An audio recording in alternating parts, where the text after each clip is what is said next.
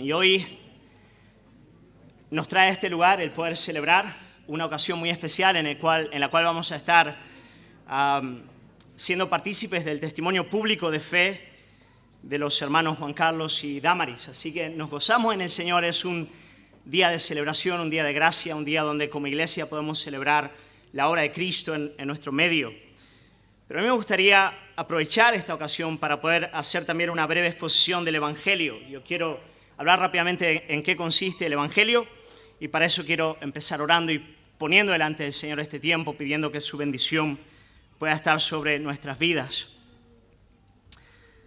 Señor, queremos alabarte y agradecerte por traernos una vez más a tu casa. Gracias por el regalo que tenemos de poder ser tu iglesia, de poder escuchar tu palabra, Señor. Queremos pedirte, Padre, que en tu misericordia tú tengas en bien venir sobre este lugar con tu Espíritu. Creemos en el Espíritu de vida. Creemos en ese Espíritu que es capaz de soplar aliento de vida donde hay muerte. Creemos, Señor, en la eficacia de tu sangre, Jesús, para reconciliarnos con el Padre. Y es posible que haya mucha gente en este lugar, Señor, con corazones muy necesitados de ti. Por eso, Señor, en este día, además de poder celebrar la obra de tu gracia en la vida de Damaris, en la vida de Juan Carlos, pedimos también una obra de gracia en nuestras vidas, Señor. Pedimos que tú lo hagas, Señor. Habla y ministra a nuestros corazones en la medida en la que consideramos tu palabra. Padre, te lo pedimos en el nombre de Jesús. Amén. Amigos y hermanos, como os dije al principio, mi deseo es hacer una breve exposición del Evangelio. Algunos de vosotros tal vez no sepáis en qué consiste el Evangelio. El Evangelio significa buenas noticias y nos habla del mensaje central de todo este libro. De en qué consiste este libro, cuál es la gran enseñanza de este libro. Y para poder acercarme a ella, lo que voy a hacer es ir al primer libro de la Biblia, el libro de Génesis. Así que los que tenéis la Biblia podéis acercaros ahí conmigo a Génesis capítulo 3. Sabéis, los grandes libros suelen darnos ya en su introducción todo el tema que van a estar desarrollando hasta el final. Y eso es lo que ocurre con la Biblia. Desde el principio ella ya nos provee de cuáles son algunas de los principales argumentos que va a estar desarrollando en todo el transcurso del libro. Y yo quiero sencillamente presentar el Evangelio a partir de Génesis capítulo 3, algunos versículos 7 al 8, y luego voy a leer el versículo 21. Así que va a estar también en la pantalla la lectura, para aquellos que queráis verlo aquí, está bien. Dice así la palabra del Señor, dice: entonces fueron abiertos los ojos de ambos, y aquí está hablando de Adán y Eva, ¿ok? Fueron abiertos los ojos de ambos y conocieron que estaban desnudos. Entonces cogieron hojas de higuera, se hicieron delantales y oyeron la voz del Señor Dios que se paseaba en el huerto al aire del día, y el hombre y la mujer se escondieron de la presencia del Señor Dios entre los árboles del huerto. Y ahora versículo 21 dice: y el Señor Dios hizo al hombre y a la mujer túnicas de pieles y los vistió. Hasta aquí la lectura bíblica. Quiero meditar un poquito en la palabra del Señor. Para entender la fe cristiana tenemos que hacer un esfuerzo cada vez más gigante, cada vez mayor, para avanzar de los síntomas a la raíz de nuestra enfermedad. En otras palabras, ¿qué es lo que está mal en el mundo en el que vivimos? ¿Qué es lo que está mal con el hombre? ¿Qué es lo que está mal con la humanidad? A mí me parece que decir que algo está mal es bastante evidente. Solamente tienes que encender las noticias a cada día para darte cuenta de que este es un mundo básicamente roto, ¿no es cierto? Vivimos a partir de realidades como la pandemia, la violencia, conflictos políticos, violencias de todo tipo, catástrofes naturales ahora que nos aquejan. Pero sabéis, cuando tú te acercas a la Biblia y quieres investigar qué es lo que la Biblia dice acerca de todo eso, te vas a dar cuenta de que en términos bíblicos ninguna de estas realidades que acabo de citar llegan a la raíz del problema, llegan a hacer un análisis de cuál es el verdadero problema del hombre.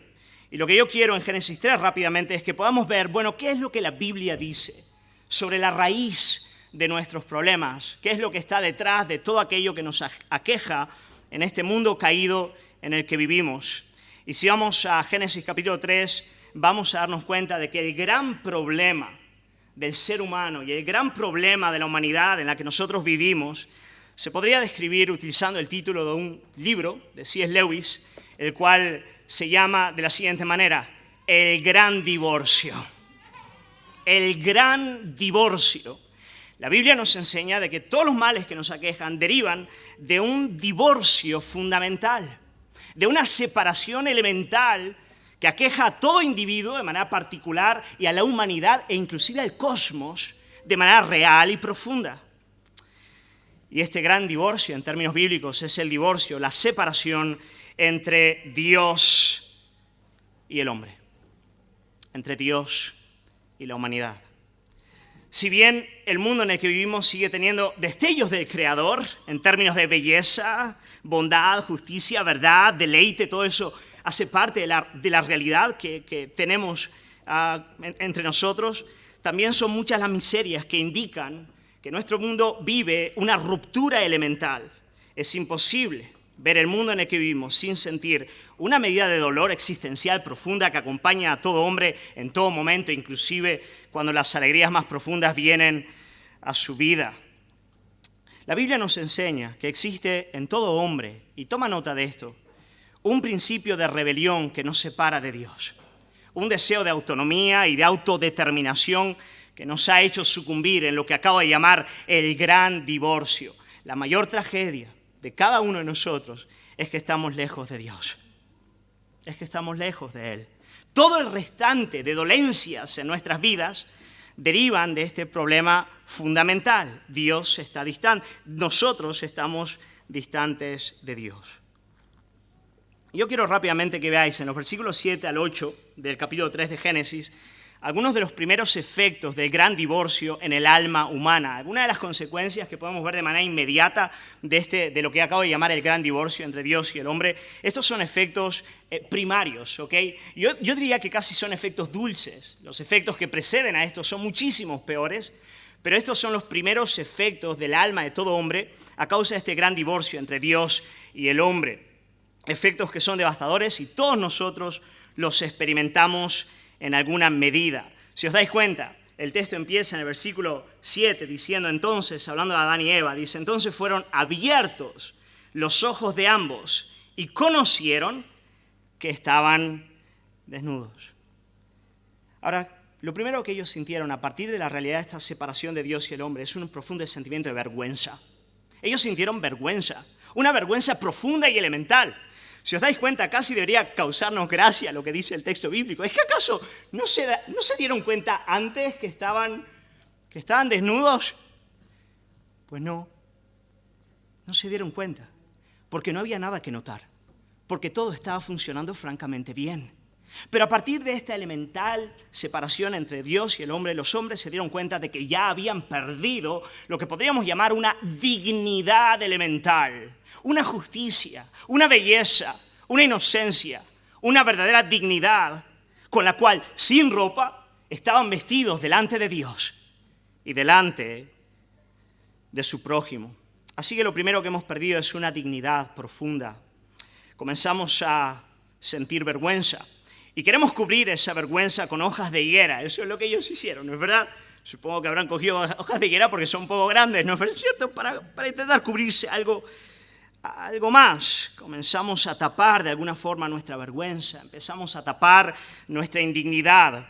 Y el ser humano a partir de esa realidad es un experto constructor de máscaras o tapador con hojas de higuera. Claro, Adán y Eva, ellos utilizaron hojas de higuera. Nosotros utilizamos otras cosas. Nosotros utilizamos los estudios, el dinero, el conocimiento, el saber, la ideología, cualquiera que sea, o inclusive la religión se podría utilizar, o el aspecto estético de una persona, para esconder el profundo sentimiento de indignidad, de vergüenza que nos acompaña. Pero ¿sabéis cuál es la gran tragedia? La tragedia es que nada de lo que utilicemos es suficiente para tapar esa profunda vergüenza existencial que nos acompaña todos los días de nuestra vida. Génesis capítulo 3, versículo 23 dice, por cuanto todos, hablando de la humanidad, todos pecaron y no alcanzan la gloria de Dios. Ok, no alcanzan la gloria de Dios. El problema no es que sean tan malos como podrían serlo. El problema es que nunca dan la talla.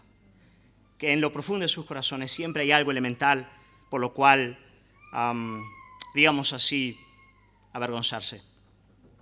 Sabéis, hoy en día la gente, varios ya dejan de taparse con hojas de higuera, ¿sabéis? Muchos han apelado a otro método para intentar cauterizar la vergüenza de la conciencia. Muchos lo que hacen hoy en día es cauterizar la conciencia mediante el embrutecimiento del alma, la negación de toda moralidad objetiva, para poder vivir en desnudez y no sentirse avergonzados. Pero desde luego eso nos embrutece y al final del día seguimos siendo indignos. Así que lo primero que ellos sintieron fue una profunda vergüenza. Lo siguiente que ellos sintieron es muy interesante en el texto. Además de sentirse avergonzados, ellos tuvieron miedo. Ellos sintieron un profundo y elemental temor. Si os dais cuenta, se nos dice en el versículo 8, y oyendo la voz de Jehová Dios que se paseaba en el huerto al aire del día, y el hombre y la mujer se escondieron. Ellos se escondieron de la presencia de Jehová Dios entre los árboles del huerto. Qué interesante, ¿no es cierto? Por un lado tenemos vergüenza y por otro lado empezamos a escondernos de la presencia de Dios. Esto me parece tan curioso porque muchos hoy en día afirman no creer en Dios porque no le ven, no tienen evidencias de su existencia. En el fondo, esta gente se pregunta ¿dónde está Dios? ¿Dónde está Él? Pero yo quiero que veáis en el versículo, qué interesante cómo la Biblia, ella le da la vuelta a la tortilla. La Biblia no pregunta dónde está Dios, la Biblia pregunta dónde está el hombre. La Biblia te enseña que no es el hombre el que está preguntando dónde estás. La Biblia te enseña que es Dios el que está preguntando ¿dónde estás? Porque si no le ves es porque tú te escondes, sino Él. Porque si no le conoces no es porque Él no esté presente. Es porque tu corazón está el tiempo entero huyendo de su presencia, escapándote el tiempo entero de aquel que mediante cada salida del sol, cada amanecer, cada brisa que corre en el aire te está diciendo ¿dónde estás? ¿Dónde estás? ¿Dónde estás? ¿Dónde estás? Al final del día es Dios el que el tiempo entero nos está preguntando dónde estamos, pero nosotros nos escondemos de Él. ¿Cómo lo hacemos? Pues nada, de tantas maneras. La velocidad en la que vivimos a cada día, el constante movimiento de nuestras agendas, de nuestras mentes, corazones, es un síntoma absoluto de esta huida. Nos escondemos de Dios en el trabajo, en el ocio, en el sexo. Huimos de Dios para ir a internet. Nos ahogamos en Facebook, en Instagram. No queremos parar, no podemos parar, porque no queremos oír su voz, que nos habla el tiempo entero. Si os dais cuenta, a partir de esta gran ruptura, el hombre empezó a sentir vergüenza, empezó a sentir un vacío profundo, empezó a huir, a esconderse de Dios y de los demás, cubriéndose con hojas de higuera. Y esa es la realidad de todo hombre hasta el día de hoy. Esa es la realidad tuya, es la realidad mía. Y yo quiero responder rápidamente a una pregunta muy sencilla. ¿Hay alguna solución? ¿Hay algo que podamos hacer para poder librarnos de esta realidad? Pues yo quiero que veáis en el texto todavía que hay por lo menos dos gloriosas verdades que nos dan gran esperanza hasta el día de hoy. Y las dos derivan de Dios y no del hombre. La primera de ellas, quiero que os deis cuenta en el texto que Dios vino al encuentro de Adán y Eva. Dios vino a su encuentro, muy a pesar de su pecado y rebelión, muy a pesar de su vergüenza, muy a pesar de su huida de Él. Muy a pesar de haberse cubierto para no encontrarse con Él, Dios una y otra vez viene a su encuentro y vino a su encuentro. Él los llamó y los llama una y otra vez. ¿Sabes? Creo que eso es lo que está ocurriendo en esta mañana. ¿Por qué Dios te trajo aquí? ¿Por qué estás en este lugar? ¿No será porque Dios te quiere llamar? Porque Él quiere decirte, ven a mí, vuelve a mí. Queridos hermanos, el gran mensaje de la Biblia es el mensaje del Dios que viene al encuentro del hombre. En efecto, eso es lo que distingue la Biblia de cualquier otra religión o forma de filosofía humana. La Biblia nos habla del Dios que desciende al hombre y no del hombre que sube a Dios. La Biblia nos habla del cielo que baja a la tierra y no la tierra que sube al cielo. La Biblia no nos habla del hombre que mediante su esfuerzo alcanza al Altísimo, sino del Altísimo que humillándose a sí mismo desciende para venir a la posilga donde estamos y tocarnos en nuestra miseria. La Biblia nos habla del Dios amante que viene al encuentro del hombre rebelde. Es Dios el que viene una y otra vez a nuestras vidas. Es Dios el que viene a nuestro encuentro. ¿Dónde estás? Esta es una buena pregunta esta mañana. Quiero hacértela. ¿Dónde estás? ¿Está tu corazón dispuesto a encontrarse con Dios? Lo primero que Dios hace es venir a nuestro encuentro. Esa es la realidad de todo verdadero creyente. Haber sido encontrado por el Señor, haber sido tocado por su gracia. Pero si os dais cuenta, quise leer también el versículo 21, porque nos damos cuenta de que Dios no solamente viene a nuestro encuentro, sino que Él nos viste con las mejores túnicas. Él nos viste con buena ropa. Mira lo que dice el versículo 21. Imaginaos a Adán y Eva intentando cubrir sus vergüenzas con aquellas hojas de higuera que no funcionaban muy bien. Pero entonces viene el Señor y en el versículo 21 del capítulo 3 dice: el Señor Dios hizo al hombre el Señor Dios hizo al hombre y a su mujer túnicas de pieles y los vistió. Queridos hermanos, el Señor viene, pero Él viene a vestirnos con ropas excelentes, a cubrir nuestra vergüenza. Dios se hizo presente, Él se hizo presente en la vida de Adán y Eva, en la vida de todo hombre, Él sigue haciéndose presente. Y Él se hizo presente para cubrir su indignidad. Pero quiero que toméis nota de que Dios se hizo presente para cubrir la indignidad de ellos a partir de un sacrificio.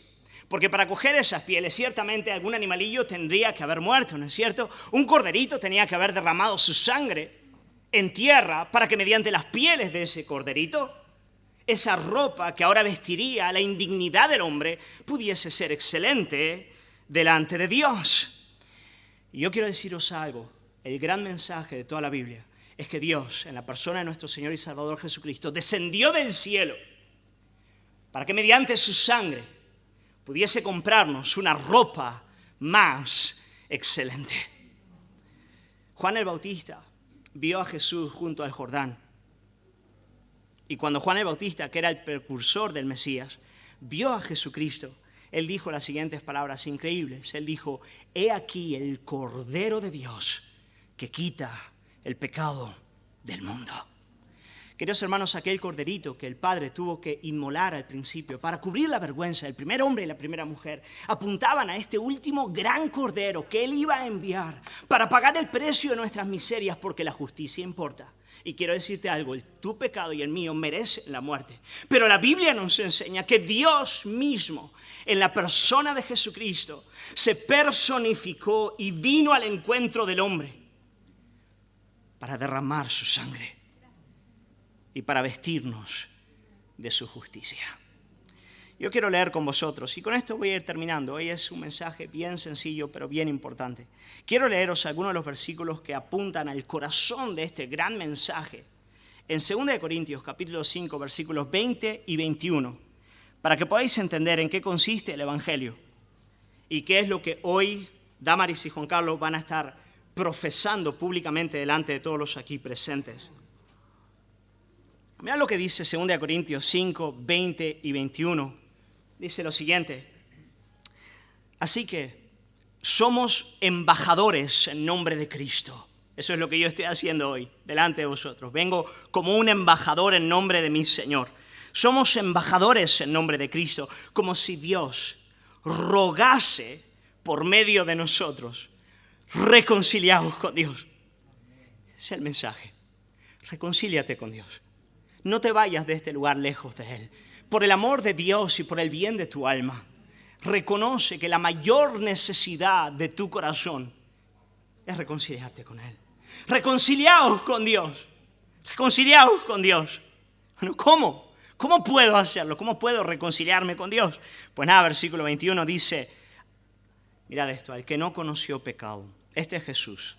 Él dice: al que no conoció pecado, Jesucristo, al que no conoció pecado, por nosotros lo hizo pecado, para que nosotros fuésemos hechos justicia de Dios en Él. Queridos hermanos, la Escritura nos enseña que todos hemos pecado. No hay nadie en la faz de la tierra que no se haya rebelado en contra de Dios. El pecado no es igual. Aquí nadie es diferente que el que tiene al lado. Todos hemos pecado. Pero aquí tenéis la Escritura diciendo: hay uno que no pecó, al que no conoció pecado, solamente Jesucristo, el Santo. Aquel cuyas palabras siempre fueron perfectas, cuyos pensamientos fueron santos, que buscó la gloria del Padre en todas las cosas. Él es el que no conoció pecado.